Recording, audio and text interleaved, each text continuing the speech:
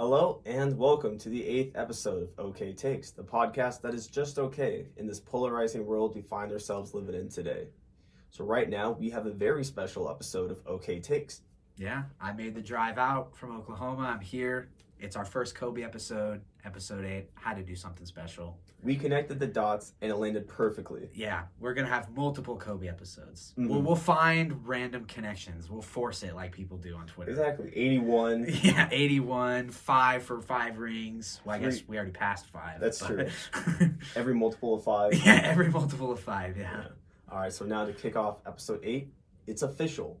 Space Jam 2 is the worst movie ever made. And it was just a commercial for about 2 hours for LeBron and Warner Bros. Yeah, I started it. It's a thumbs down. 15 minutes in, it's not great. It'll be pulling teeth to get me to finish it. It's only gonna get worse. Okay. Probably it doesn't get worse. It's the same quality, but you're gonna hate LeBron more. Okay. But now to go back to what's actually being talked about on today's show, it's gonna be a lot of Jrue Holiday because he's a fucking dog. If Game 5 taught us anything, it's to keep a lot of the slander from before to the side, hold it because he had his moment, and not just him, but Giannis had some crazy moments. Chris Middleton had some crazy moments. Bucks were clicking on all cylinders for the entire Game 5, besides a little bit in the first quarter. It was an insane game. This finals has been absolutely electric, and that was another example of what we got. So after Game 5 talks and little Game 5 recap, we are going to talk some Dodgers, and we're going to talk and bring up the scorching hot streaks of AJ Pollock and Mookie Betts. Just a little touch on Bellinger being the worst player in baseball. There's no stats, but I'm pretty sure he's the worst player in baseball. He has to be. If he's not the worst, he's the most disappointing. Oh, yeah, for sure. Yes. And then we're going to talk about 1, Kenley's not that bad. 2, starting the man on second, extra innings rule is fucking stupid. And then going to do a little preview into the Giants series. So we have excellent show coming your way, and let's start with some Game 5, Bucks Suns. Okay, before we talk about what's actually going on the court, let's talk about what's beyond the sidelines. And Suns fans, the shtick is old. Yeah, thank you for coming to my side on that one. This was the final thing where it's like, okay, it ran its course. This is an all-time bad fan NBA Finals. It was cool, but now everything is planted. And it's just, oh my God, it's just like LeBron. Like LeBron with how every single thing is supposed to be natural. Mm-hmm. No, it felt like Space Jam where everything was planned. Oh, yeah.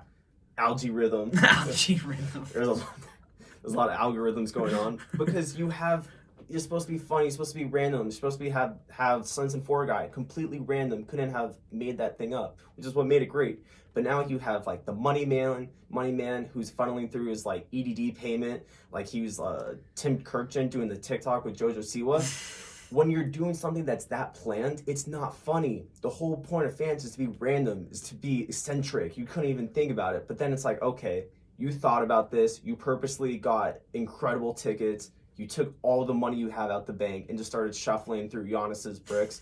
And as soon as Giannis makes one, well, now you look like an idiot. Mm-hmm. Yeah, just not funny. Just cringe. Poor production on ESPN's part, again. And the thing is, I don't actually hate shuffling through money, but I think that's something you do for a celebration. I think that's a one-time thing. It's like your team goes on a 10-0 run, takes the lead, then you get to shuffle through the hundreds. Oh, yeah. Count your bands if you take the lead. Yeah, but every time, the shtick is old. The thing is, like, you didn't realize that ESPN is going to show you multiple times. Oh yeah, they're gonna go back and slow mo him, counting each one. Mm-hmm. Come from different angles. It's just bad. Mm-hmm. So here's a solution: just stick with the Scottsdale MILFs who have like the huge bazookas, because that's like way more natural to Suns fans. Those are Suns fans, the super hot blondes. Mm-hmm. You're gonna have the weird, creepy dads that are the sugar daddies. But for the most part, yeah, like the Suns fans, let's start seeing the other ones that are more normal that you actually see at a Suns game during the regular season. Yeah, show the people up in like section 400 up at the top. I feel like they'll be normal. Like, you want to know what, like, Suns fans look like? It's Cody Bellinger's mom. Those are the people that, like, grinded. This is, like, 5 paychecks coming to be able to go to this game. Like, those people sitting down, they've got money. They can sit down by the court. Allowances from their significant other. Yeah. All right, so let's actually go into the game. So, first quarter, it was everything Suns. It was the peak. This was the apex of the Suns' powers, because at the end of the first, they were up 16. I think it was 37-21. You're like, holy shit, this place is rocking. Suns fans are so back. This is actually cool. The Money Man, legend. That's also a thing, is that, like, Money Man's cool if they actually win. He's cool when they're winning. Exactly. But from there, the Bucks pretty much took over. And you can't see, here's the thing. Bucks took over, Bucks won the game, but you can't say they played bad, because the Suns are the first team in NBA history to lose a playoff game shooting 55% from the field and 60% from three. That's a staggering number. And another one for you, Devin Booker's the first player to put up 40 in 2 straight finals games and lose both. So they're not playing bad. They're just honestly being out-hustled, I've noticed. And I was in the car for most of this game on my way out here. And I looked at the score after the first quarter, not while driving. Don't get on your phone while you're driving, people. And I was like, oh, it's over. I don't need to pull up the game because I was struggling to get reception. But then I started checking more and more, and I eventually had to pull up the end, and I saw the steal and the lob. But yeah, it was good game from the Bucks. This is what happened. They ran into the buzzsaw of Jrue Holiday, and then they got out-rebounded in key scenarios. Yeah, I mean, I don't want to gatekeep Jrue Holiday, but I kind of feel like I get to. I deserve to gatekeep Jrue Holiday. That's your guy. I picked him to win Finals MVP. He's not going to. Let's face it, he's not going to. But after the first 2 games, I was like, I may never be able to show my face in public again. And now I'm like, okay, look, people, you doubted Jrue Holiday. Look at him now. No, yeah, you were ready to be put on a milk carton. Yeah, I was ready. Yeah, but I fucking love Jrue Holiday. Like, awesome. He was an angry pit bull. He plays basketball like a DMX ad-lib. He's so aggressive. He's just constantly, he's fly on shit the whole entire game. He's just in your face the whole time. And what he was doing the whole game pretty much set up the last 30 seconds. Yeah. And we had another insane moment. Like, it's the only way to describe it. It was insane. It was euphoric. It was why we just had to sit through all the bullshit with COVID. Mm-hmm. We were like, finally, this is what you gave us. Yeah. And like to hear like the there's a special play when even if you're on the road, you make a big play and the crowd gives you like that oh sound and then they go silent, because that's what happened after the dunk and it was awesome. Yeah. Let's set this up. Let's set the scenario up. So it is 30 seconds left in the game. Jrue Holiday, so the Bucks are up by 1.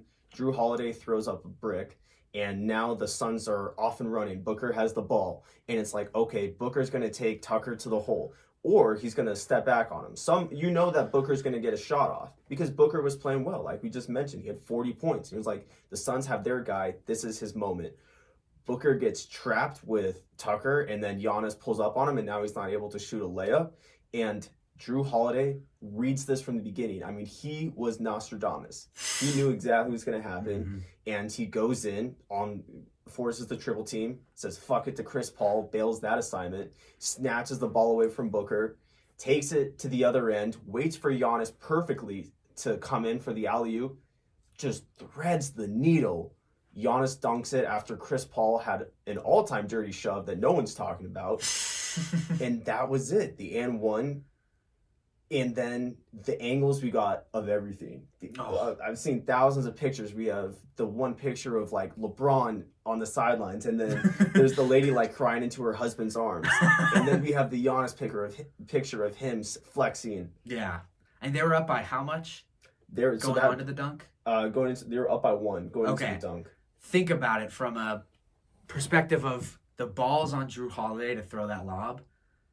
The smart play would have been to back it out and take time off the clock and then get fouled and shoot free throws. But he was like, no, like we're making the big play. It was honestly like a putting the series away type of play, in my opinion.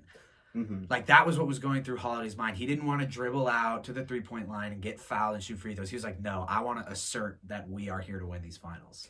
I saw a replay that included like slow motion, included the father stretch my hands part Yeah, I saw that. I almost cried. That was the most, even though that was what cost me pretty much, I knew I was dead in the water for the spread. That really was the final dagger for the spread. That was the most beautiful video I've ever seen. It's like the Damian Lillard one. Yup. With his shot over Paul George. Yup. It was nice. Because that was also at an away crowd. Yep.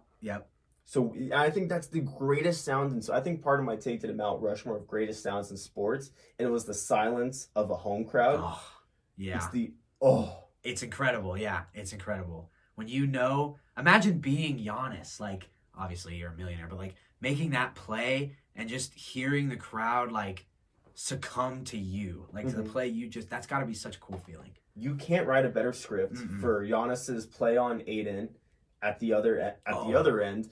Giannis is just winner of every alley-oop.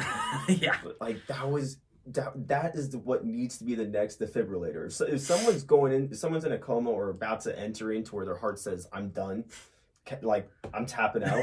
Someone's heart says that, taps their head, say, yeah, sub me out, show them that play. Yeah, or if you could get the energy from Giannis in that moment in the crowd and just rub them together, shock them, that's what you need to wake somebody up. Exactly. So one key to the game for game 6, stop Jrue Holiday.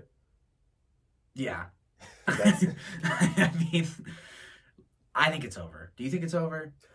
I'm going to say it now. It's over. Okay. I think it's over. Giannis is going to win Finals MVP.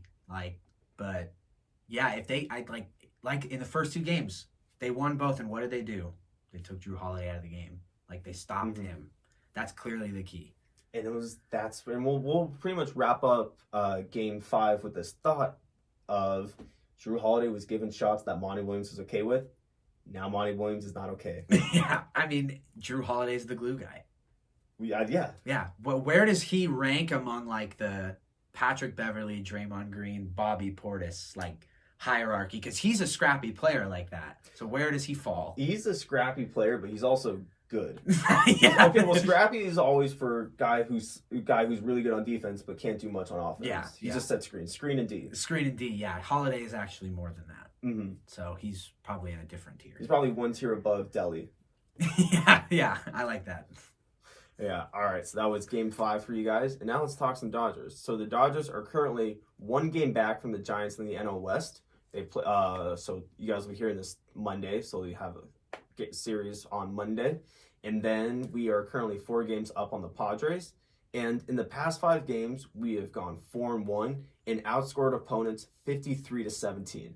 Yeah, I mean, that's incredible. You won your game. The game you went to, they won, right? That was the 21. Yeah, okay. I'm going to the game tomorrow. Okay. If the Dodgers don't win, I will accept my role as the Jinx host. Like, I'm the Jinx. I will accept my role. Well, then you snatch it away from me because then of all the slander from Jrue Holiday. That's true, yeah. But, no, I'm excited to be at Dodger Stadium again. I was hoping I could be there when we took first place. Because if we would have won today, we would have been tied. But, we'll just have to tie it again tomorrow. So, it's nice to go head on with the Giants again. Mm-hmm. No, it's going to be an electric series. Quick prediction, how many home runs is Muncy going to have? In this 4-game series? Yeah. 3. 3? Okay. All right, so we got a little Muncy prediction. I cannot wait. But now let's take it back to 2 guys who I mentioned earlier, AJ Pollock and Mookie Betts, who have been on fire. I want to start with Mookie. Jesus Christ. He's 12 for 16 in his last 16 at-bats with 3 home runs, 4 doubles, 12 runs scored, and 7 RBIs. This whole bullshit, complete bullshit narrative that he was the wrong guy that we should have dumped all of our savings into. This was the wrong guy for us. Oh, suck a dick. Yeah, stop with that. You know the joke where you used to be able to send somebody a bag of dicks? Yeah. He pretty much sent everybody a bag of dicks. Mm-hmm. I mean, I do have a question though. Early on, didn't you give up on Mookie? I did not. I'm not gonna. It wasn't you? Okay, I had a friend that was kind of giving up on Mookie. I couldn't remember if it was you or not. Schmuck. Okay, yeah, good. It wasn't I would never. Because here's the thing. This is what we've always said about Mookie. Very good, but he is struggling, and it affects the Dodgers a lot when he struggles. It's very clear. The games that they win, he usually has something to do with it. Yep. So it's the common sense take of he sucks right now, but we signed for over a decade. So yeah, he's gonna suck for 3 months. Yeah. This is what it just happens. It's baseball. You know, players go into slumps, which we'll get into with a certain guy on the team, and players go red hot like Betts right now. You gotta love them at their lows. You gotta support them at their highs. You know, I never gave up on Mookie because I saw it there. Like, but Bellinger, I don't see it there. Like, I don't see that turning point. With Betts, there were games where he'd go 2 for 4, but then he'd come out and go 0 for back-to-back. But I was like, you know what, he's getting there. And now he's a hit machine again.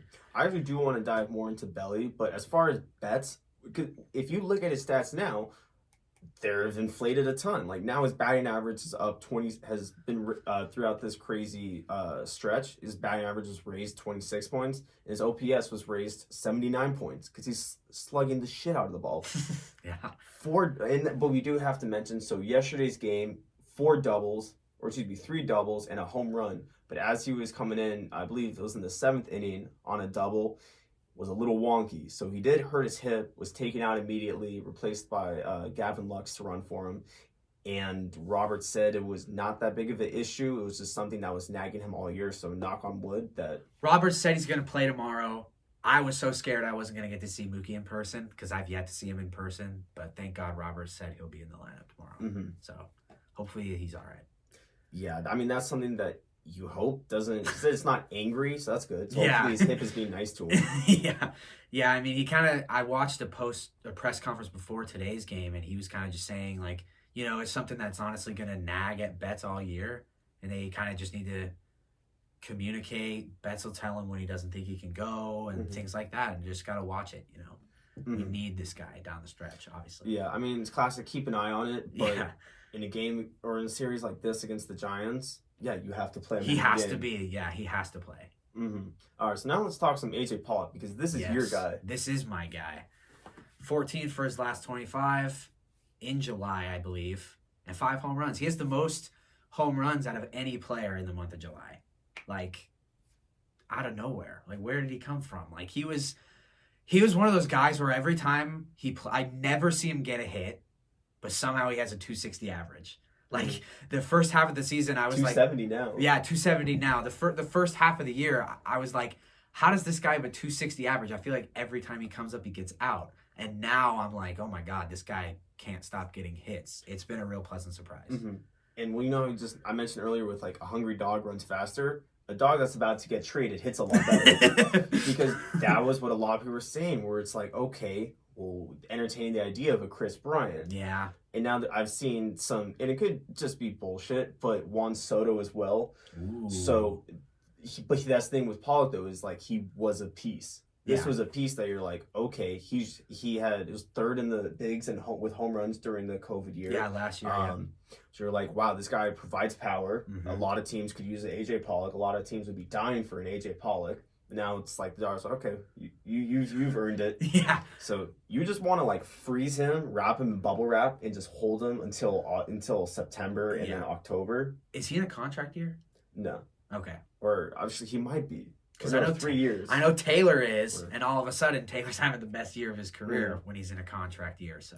And then Belly's also in a contract year, so it makes no sense.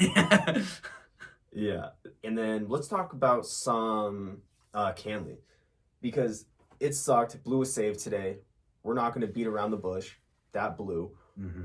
But let's be honest, it's not like this wasn't expected. It's Colorado. It's like you're just going to get the ball smacked off of you. Yeah, and he's not going to go perfect, guys. Like, I feel like there's this narrative with closers that if you're not like 40 for 40, you're not a good closer. Like, no, I'm sorry. Closers are going to blow saves. They're going to give up runs. You have to take the good with the bad, again, like with Betts. It sucked. Like, Kenley started off like giving up a double and then was brought in on a single. He got it. There was a sac fly in between. So there's double, sac fly, then single, and the Rockies just showed that they had really productive hitting. It's fucking baseball. You're gonna play 3 or 4 game series, and you're almost always guaranteed to lose one of them. Yeah, you're never gonna go 162-0 whether you like it or not. And that was just one of those times. One of those games, yep. But then we also had a pretty solid bullpen game today. Yeah. David Price is starting to look pretty good. So just it's not going to always happen the way we want. I think that's one of those games where, yeah, it sucks, but don't blow the whole thing up. Yeah. No. Don't jump ship yet on Kenley. Mm-hmm. Buy stock in Kenley. Keep buying. Don't sell it. Yeah, Yet. it's like when his ERA starts to rise above like 3, and he goes like 3.3, then 3.4. Okay, then get a little worried. What is he now? 1. Still, yeah, Is he still still below in the 2. ones? Yeah. Mm-hmm. Still below 2. But that's exactly where we are with Kenley. And then last, we'll wrap up, is the extra innings rule with a man on second, because we actually saw the worst that could happen with it. Yeah. I mean, I liked it last year just because the COVID year, it was really weird. That was a year to experiment, but now it's like, okay, let's move on. This isn't fun. Like, I don't like it. Mm-hmm. Because runs will still get scored. Yeah. Like, runs will still eventually get scored, and if the game lasts 1 or 2 innings longer, who cares? Right. Honestly, I'm at the point now where it's like, who fucking cares? And am I this sensitive because it happened against Phil Bickford? Maybe. Maybe. It plays a little bit of a role. But just how does this make sense? Okay, Phil Bickford got 2 flyouts, a solo shot, and then gave up 2 earned runs. Yeah, it doesn't make sense. It's like, it's not fair to the pitcher, you know? It's not, because like we're supposed to, and yeah, the flyouts were hard contact. Mm-hmm. I'm not gonna lie, like they were hit pretty solidly, but that's baseball. He's also gonna give up bloopers. Yeah. So today, I think if I would give like a summary of today, it's baseball is gonna baseball. Yeah, honestly, that's a great way to put it. And we got some bad breaks. Bad luck, yeah. So exactly. But then we also have Phil Bickford, who's been phenomenal so far. Right, that's and been we've also seen Kenley not give up a run in a month and a half. Right. So, like, this is take it. Yeah, it's like the baseball gods giveth and the baseball gods taketh away. Like, we're going to have games where Bickford, like you said, 2 flyouts, 2 earned runs somehow. And then we're going to have stretches where our closer goes a month and a half without allowing a run. Mm-hmm. Like, you know, that's baseball. You know, I feel like the extra innings rule does need to go, but it also does provide another element to baseball, which I like, but that's not the way to go about it, I don't think. Mm-hmm. Sure, the excitement, whatever. There's other ways for baseball to be exciting. Yeah. It's just not fair to the pitcher. When baseball was at its peak, they didn't have it. Right, exactly. Yeah. It fucking sucks. And then, okay, final note. Charlie Blackmon's walk-off shot barely squeaked out. That was legitimately in the first row. Yeah. So I'm going to call Coors bullshit on that. Mm-hmm. Yeah, that's a Coors Field effect right there. Bellinger robs that anywhere else. Was it to center? It was to right field. Right field, okay. Still, their right field sucks. Their right field wall sucks. It's like really high up, isn't it? Yeah. Yeah, it sucks. So, and that would have just been a fly out. I don't know what the expected batting average is, but I'll call it 137. Okay. That's what I like that. That's fair. Yeah, so that wraps up episode 8, the first ever in-person show. Yeah, it was fun. Hopefully first of many more. Yeah, hopefully. Mm-hmm. All right, so it is time for the good old plugins. So hope you guys could follow myself on Instagram and Twitter at MattWeiner20, and then follow Edward on his Instagram and Twitter at Edward_Vento. But who cares what we have to say? Yada yada yada. It's just a lot of movies and soccer. Yeah. You don't care about the U.S. golden generation of soccer. Nope, don't care. You care about OK Takes. Yeah, and I'm a Euros guy, anyways. And European soccer's better. Mm-hmm. Yeah, so please follow OK Takes, the OK Takes Pod on Twitter, Instagram, TikTok at OK Takes Pod. That is OKAY Takes Pod. Takes 1 second. Just hit the goddamn follow button, and it will help us tremendously. So thank you guys so much for tuning in to OK Takes, and have a wonderful day.